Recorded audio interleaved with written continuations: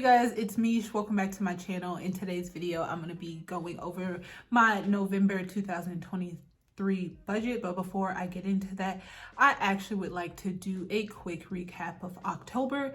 So in October, I ended up paying $5,633.28 in credit card payments. I'm almost done with that. So next I paid $514.98 in student loans. So I was able to reach my goal for that month, which was to make my student loan payment and then make 2 additional payments.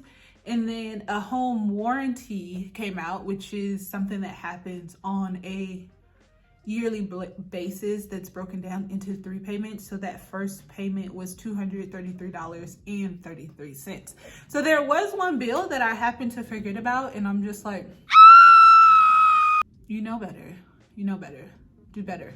So I kept getting emails, and for some reason, when I was getting this email, I was confusing it with my home warranty, even though my home warranty is with One Republic. So I check my accounts at least once a day. That's just a habit that I started when I was in college, to know how much money I had in my account each day, and 2, to make sure that there was no type of fraudulent activity happening on my account. So I go into my bank account and I see a payment for $604, which was for my home insurance. And I'm just like, dang, how did I totally space that out? Because last year I forgot to put down the actual date of when it comes out. That's a payment that happens annually.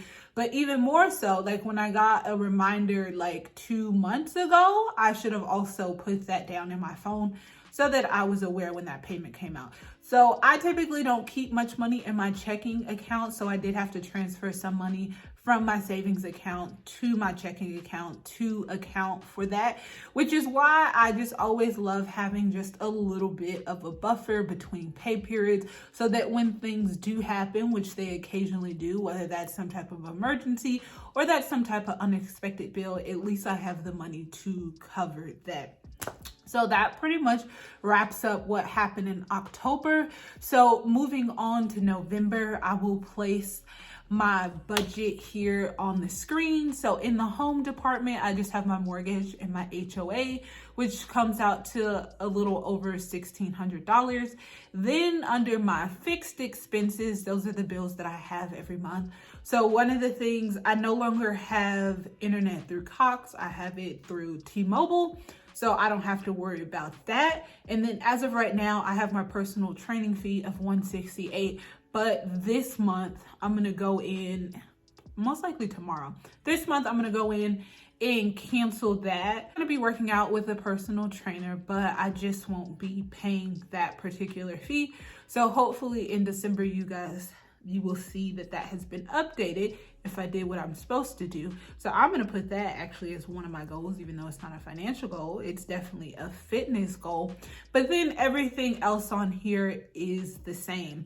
So as far as savings and investments, that number has decreased from what it normally is. Normally it's around $1,030, but I decided to decrease that and then increase the amount of money that I'm contributing to my student loans and then my credit card debt.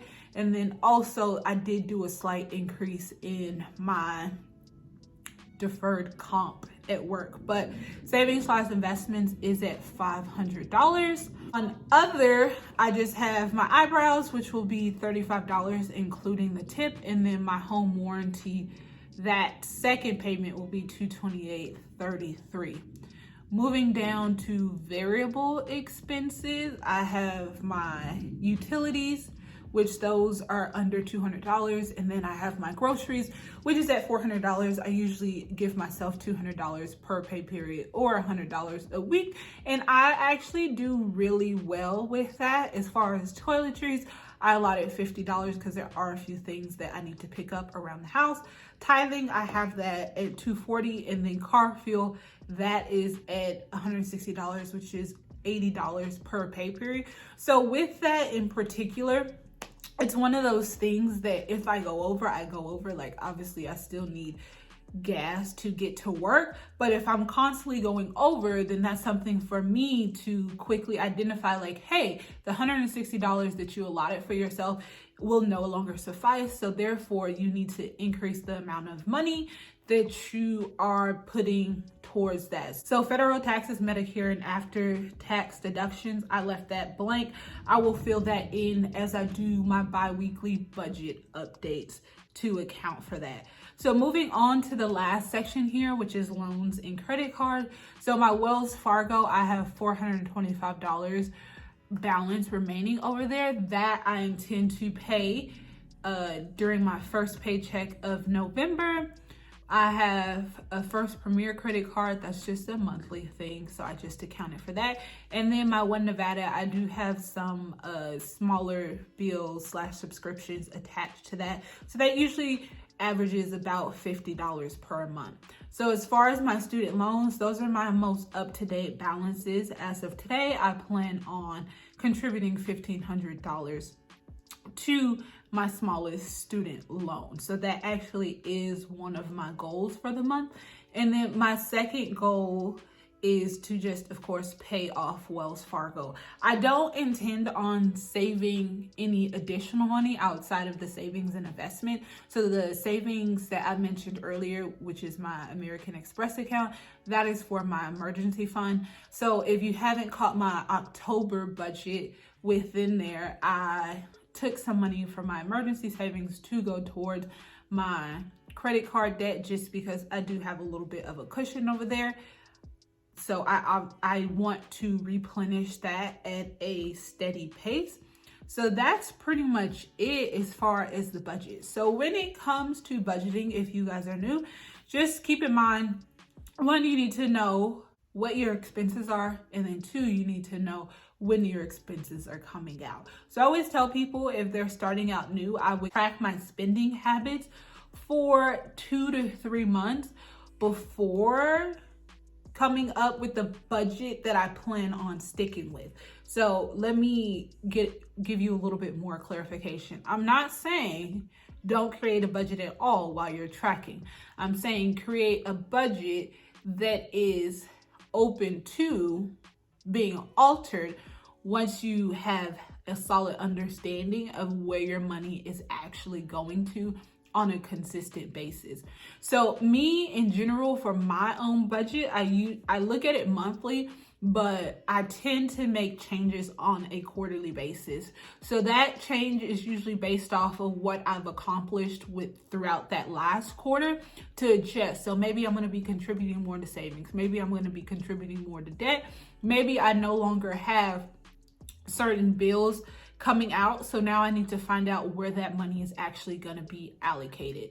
So those are just tidbits of information. But something that I am doing in November that I'm excited about, that I haven't done in a little bit, is just the 21-day financial fast. So I did complete this, and I documented part of it, I believe back in 2019 or 2020. So I partially did it last year, but I ended up stopping early. But ideally, I like to do this at least once a year. I feel this is a great reset. And then I kind of feel it goes along with the whole no spend November aspect. So I'm only going to be doing it for 21 days, just in time to hit Black Friday and Cyber Monday. No, I'm just kidding. I really don't shop on those days because I really don't find that many great deals of the things that I'm actually looking for. But for those of you that do, if you want to join me in doing this 21-day financial fast, this book is by Michelle Singletary. And what you do is that you pretty much commit to not spending excess money on certain things, such as getting your hair done, getting your nails done. And it goes over everything that's entailed with there. When I first read this book, I want to say that it jump-started me thinking about caring for elderly parents and having my finances in order. And that's actually when I went and got a folio fax type of thing to organize all my finances, to have them in one central just in case something were to happen to me. Somebody could easily access all the important financial documents that they need. But outside of that, I think it just grounds me when I complete this, because it forces me to live within certain parameters.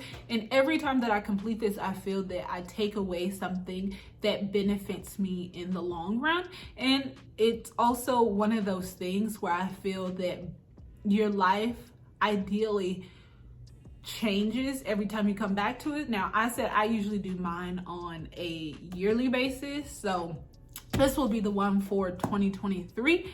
And as I go through different stages in life, certain things just pop out to me because I've mastered other things. So I feel that I have a solid understanding of budgeting, especially, tweaking budgets and creating budgets and different things that go into that whole budgeting process, the check-ins, the weekly accountability meetings, and all that good stuff. But this book has so many gems in it, so much wraps up the things that I have going on for November.